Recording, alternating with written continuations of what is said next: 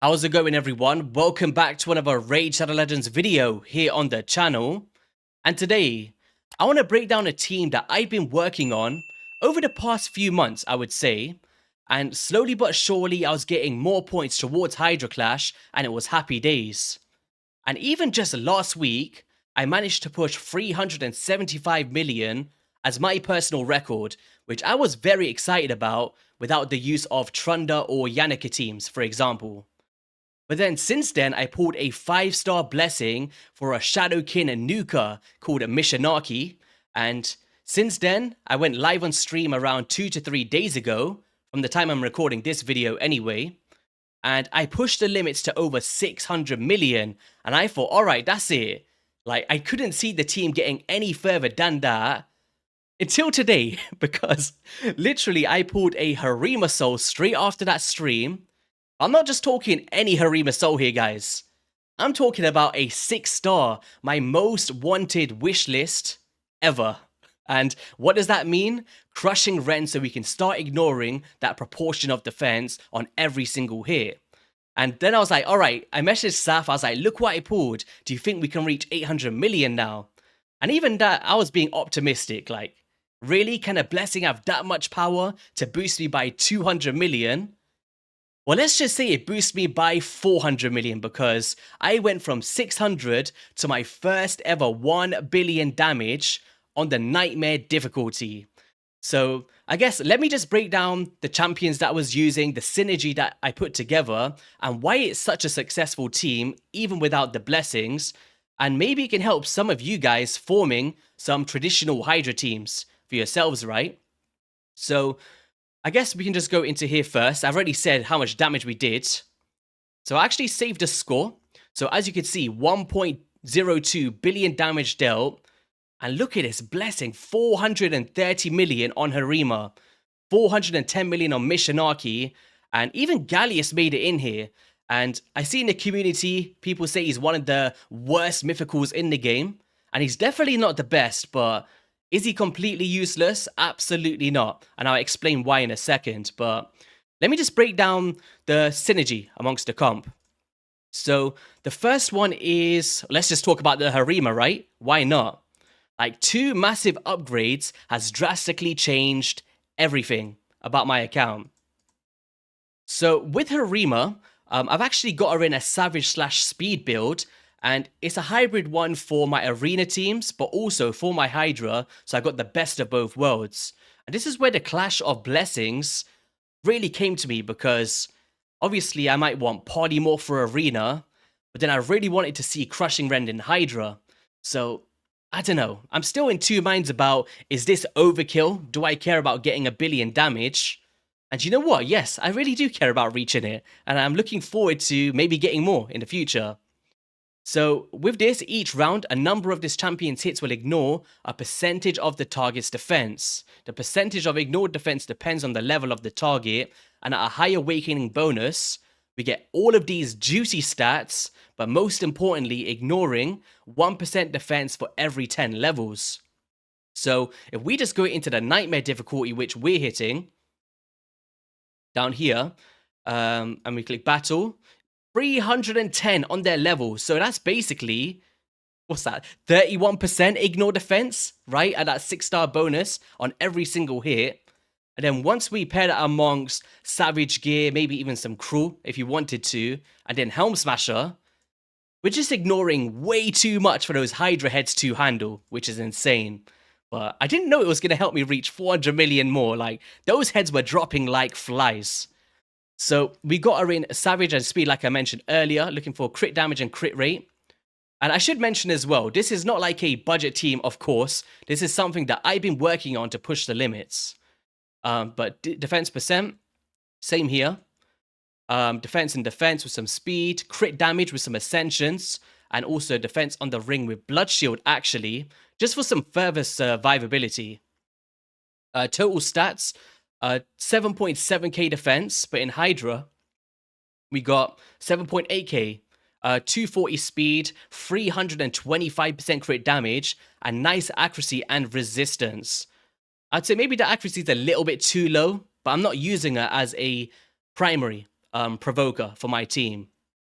And also the ignore defense from the Hydra in live arena, right?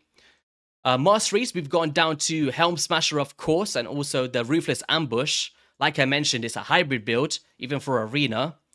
And then defensive tree, trying to get some counterattacks and also add to her stats. And all I'm using her for is purely the damage and also some decreased attack if I don't happen to get it from someone else. So the Purgative Punishment, each hit decreases the target's defense by 5% up to 30%. So, you know, once we start manipulating that and then all those ignore defense effects, we're just wiping out those Hydra heads in no time. But also, each hit increases this champion's defense by 5% up to 100%. So the longer that the battle goes on, the more damage that she's going to get, and the more tankier she's also going to be. And then she's also got some nice damage coming out from the Celestial Ore. So that was Harima. The biggest upgrade ever was that 6-star blessing. In terms of Galleus, I lock him down to my base form only. And it's all about that restoration of destroyed max HP, revive on death and increase defense, because all of my damage dealers are defense based. So why not, right? We don't need increased attack in my team. And the main reason is provoke and also unkillable and counterattack on himself to play the role as a mischief tank, so he can go through and counterattack a little bit more. And why do you want him to counterattack, YST? Well, with the wing clip, he has a decreased speed, but also an enemy max HP nuke when he's counterattacking. So the more that he can do that, the better it's going to be. However, it is a bit crap against decapitated heads because you can't counterattack them. They're dead, right? But yeah, the main thing is just the 2-turn provoke, keeps that consistent, locks out Head of Decay, right? And also has some self-healing effects with the passive, which reflects 100% of the damage this champion receives and heals by 50%, which is really strong. So next up, another upgrade to my account to make this happen was Michinaki in a 5-star blessing. And I chose to go with Cruelty for this one, and I've been in two minds about it. Maybe you guys can let me know in the comment section below. But I've heard that Nature's Wrath is something to really consider here, if I can get Cruelty on another champion. So I'm on a search for maybe Firrol The Barkhorn to play that role, doing AoE effects, but increase the damage inflicted by this champion for every debuff successfully placed, except the ones from gear sets. And he does place Hex, Decrease Attack, Decrease Defense, and Burns. So he could be a very strong candidate for Nature's Wrath, right? I don't know, I'm in two minds, but for now, I feel like the Cruelty has just dramatically changed my team. And yeah, like I just mentioned, Hex, Decrease Attack, Decrease Defense, Burn A1s, and most importantly, the Cursor of Curses.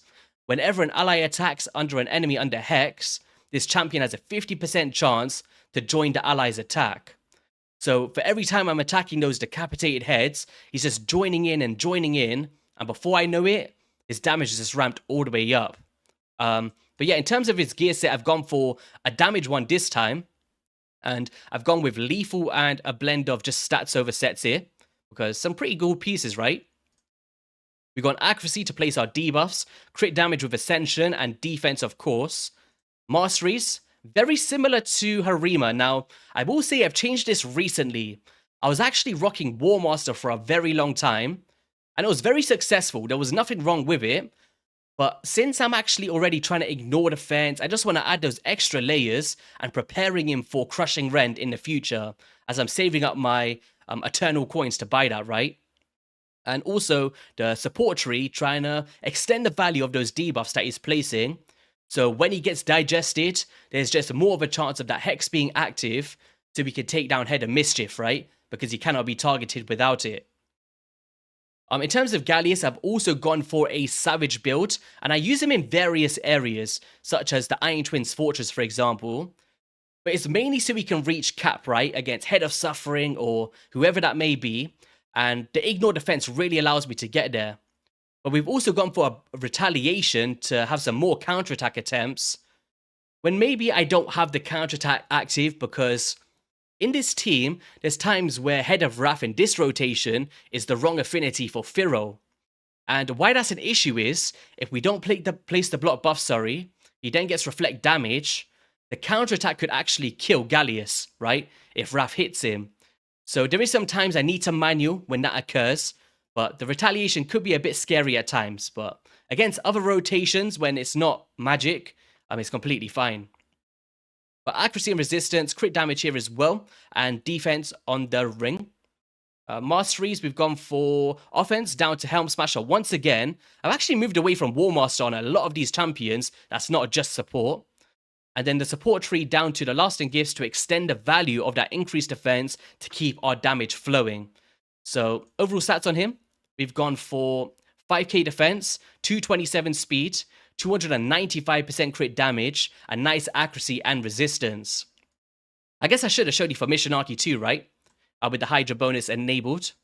So we've now got 240 speed, 6k defense, 320% crit damage, nice accuracy, and some ignore defense effects. And I'll speak about why the resistance is at a similar level for all of my champions here, and why it's so effective. And it all comes down to the man of the match, and I don't think this team would be as viable, but still viable, without this option. And it's actually Firrol The Barkhorn. What a champion. Like, arguably, in my personal opinion anyway, excluding mythicals, I think he is the best champion in the game for Hydra when you don't speak about damage and you only speak about fundamentals. He brings absolutely everything to change a player's account. Like, I think he's the difference to move a player from Brutal up to Nightmare and just exceed your damage by so much in the right build. So what do I recommend for this guy? Well, if we read this passive here, with the Spirit of the North, if an ally under 2 or more buffs, or if an ally is under 2 or more buffs, sorry, will increase their resistance by 50. This is great as a starters, and it kind of synergizes with the resistance on the champions I showed you before. But also, if an ally is under 3 or more buffs, will increase their accuracy by 50, right? Helping you reach those stat thresholds. If an ally is under 4 or more buffs, will increase their damage dealt by 20%. And he's enabling 2 of those buffs himself. So if you can bring a shield, an increased defense, a revive on death, there you go, sorted, right? 20% more damage over the run. So without Firrol, I may have only been dealing 800 million instead of 1 billion here, right? But this is why I feel like protection set is most viable, but it's so hard to get the drops of gear that you're really looking for.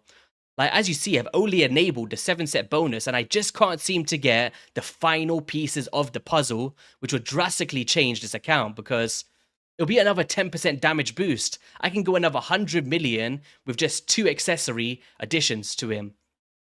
But the rest of his gear set is decreased accuracy, block buff synergy, you know, alleviating the amount of resistance you need on your champions, and also placing that block buffs on the enemies.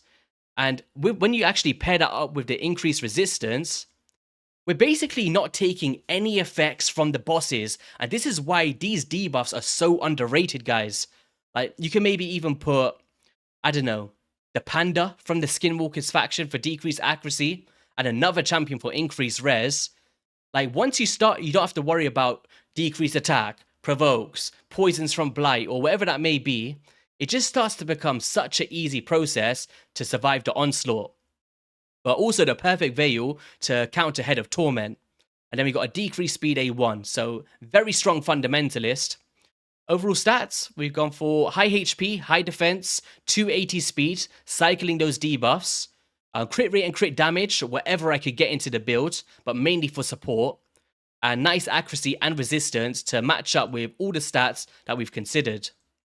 Masteries, we've gone down to War Master for this one, and then also the support tree, going down to Master Hexer to extend those debuffs, and Lasting Gifts to extend the Perfect Veil to counter Torment. So yeah, that was Firrol. Who else is in the team? Harima, Galleus. Oh yeah, Eostrid and Grand Oak Padraig. Can we hit recently used to just see them here? There they are. So Eostrid Dreamsong was a recent fusion which many people was 50-50 about. But what a champion to add to any rosters out there. Well, I feel like the best gear set for her, personally, is the Reflex. I really like the Reflex. I gotta be wary of reaching the turn limit by taking all of these extra turns, which could be tanking my damage, to be fair, if I just slowed it down a little bit. But overall, we're getting increased speed, increased attack, turn meter fills, granting extra turns, and then the decreased speed and weaken combination with a healing effect on the passive, which is actually very, very powerful. And not many champions can do this in one set of skills, right? Covers so many of the bases. And which other gear sets is actually very good for? I'm just thinking, like, you could maybe go Curse set, Provoke set. She does have AoEs. I don't know. You guys let me know in the comment section below. What is your favorite gear set for Eostrid Dreamsong? But I've really been enjoying the Reflex. But yeah, overall stats for her, we've gone for 276 speed, nice survivability, crit rate and crit damage I've not focused on, although she can deal some decent damage, and enough accuracy and hardly any resistance for her, to be honest. Masteries, we've gone down to the War Master, and also the support tree, very similar to Firrol here. And then the final piece of the puzzle, if we can find him, Grand Oak Padraig, let's reveal him himself. Here we go. Actually, very similar build, and this is for my finite hard, but it carries into the Hydra as well. And what does it come down to? Mainly the ally attacks with the wide spores. To attack with all allies, fully restores the HP and the continuous heals to keep us going. With that increased speed and removing of debuffs and full turn meter fills and all of these buffs that he adds to our champions. So he's a phenomenal one to add to any account. But there is ways that I can change my team to make it even better in the future, which I'll discuss in a moment. But yeah, did I say speeds and stuff? 305 speed, high survivability, crit rate and crit damage, whatever, and accuracy and resistance, whatever I can get. So Eostrid and Dreamsong and Grand Oak wasn't fully optimized in terms of res. And masteries, as so. Some max HP stuff, lasting gifts, and the War Master, right? Oh yeah, and one other thing with Grand Oak is the decreasing of cooldown on random ally active skills. So whether that be a Harima AoE or a Michinaki cleansing of debuffs of Hex, it just adds, you know, a safety feature to our team. But how can I actually make this even better in the future? Lady Mikage. I know you guys are probably saying, why don't you just put Mikage in the team? I don't have her, guys, because I don't have Fire Gun Isbel, which is just so annoying. But with her, imagine if we could do this now, teaming up with random allies from the Shadowkin, and 2 of my DPSs from the Shadowkin. It's like a match made in heaven, right? But also the ally attack, increasing ally buffs, decreasing the duration of debuffs, or buffs, sorry, and the increased crit damage as well. So I feel like she would add so much to my team if I could just pull her, which I'm looking forward to in the future. So I pre-recorded this run so we don't have to sit here for an hour, even though I would love to, but I'm pretty sure many of you guys don't want to watch it for that period of time, right? I think it was actually 1 hour, 20 minutes or something. It was crazy. But look at the damage from Harima once she starts ramping up. 1 million per hit, near enough on that A2 skill. And then once she starts doing the A1, so much damage comes out if you focus on the right heads. As you can see, the provokes from Galleus, keeping that decay under control. And there's some times where I do need to manual it, like you can see here. It's not full auto. Well, I'd say it's not a problem if you just want to one key, do like a couple 100 million. If you're really trying to push the limits, it's worth saving off on some skills, especially when you get multiple heads decapitated. You don't know which heads are going to come back. And let's just say my Galleus uses his counterattack and provokes, and Firrol uses his block buffs. You know, we just set ourselves up for failure, right? Pretty much. So I'd say if you're in those situations and you're trying to push the limits for clash points, just be wary of your runs, especially your main one for Nightmare, where we're getting that 4x bonus. But watch this. We're going to start chunking them down. Boom, boom, boom. Almost half the health of Wrath gone from a single hit. Blocking off all of these buffs here. Let's just forward it a little bit. Watch the damage. 2.5 million coming up from Harima now with that crushing rend. I think the most I've seen was around 2.9 million on one of the heads. And look at this, ally attacks. And it's all about focusing to get those bonuses. 2.4 million again. The hex spreading of damage is just annihilating the other heads too. And look at this, every time that we do a skill, Michinaki just teams up with a 50-50 shot. We've got the provoke to lock out decay. Oh, AoE on a big one. Ooh, look at that damage. Like, we're really starting to ramp up here, right?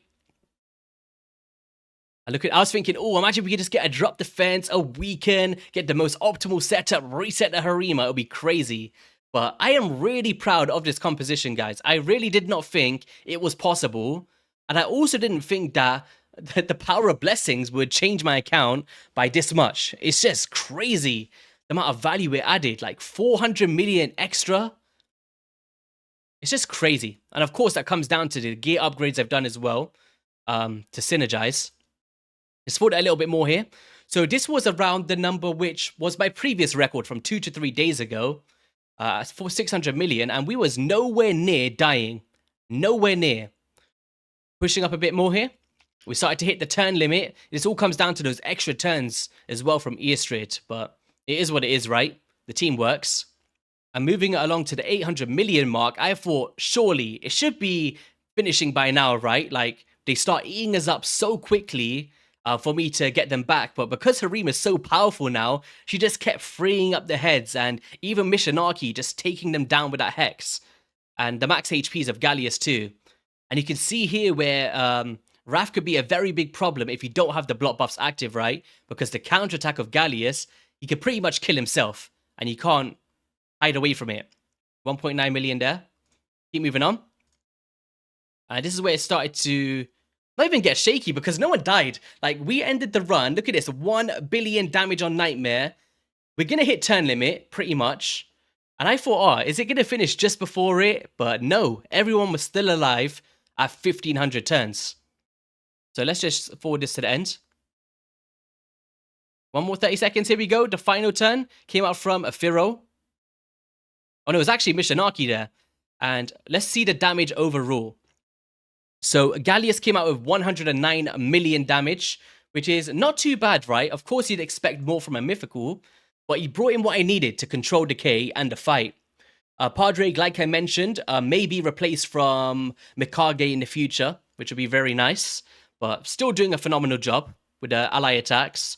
Michinaki with a Cruelty Blessing and now Helm Smasher popped out 400 million. 400 million. It's crazy. It's just crazy. And well, let me just get that live arena thing off the screen. And then 30 million on Firrol, not too bad, coming down to that Brimstone as well. Eostrid at 21 million, and Harima outperforming Michinaki because of Crushing Rend. 434 million. It is bonkers. Let's go. I'm so excited. Let's see if we can push the limits even more. I don't know where we can go if we start getting some more blessings here. And if I just bring up my previous record that I did a few days ago on stream, without the Harima blessing, as you can see, we did 617 million, which is still very, very nice, but we just wasn't taking down the heads as quickly as we are now, so we can get more damage from that decapitation bonus, right? So still very viable without the blessings for players that have a similar lineup to this. So on that note, that's going to be all for today's video. If you did enjoy it, be sure to hit that like and subscribe button. Have an amazing rest of your day, and I'll see you all in a video soon. Peace.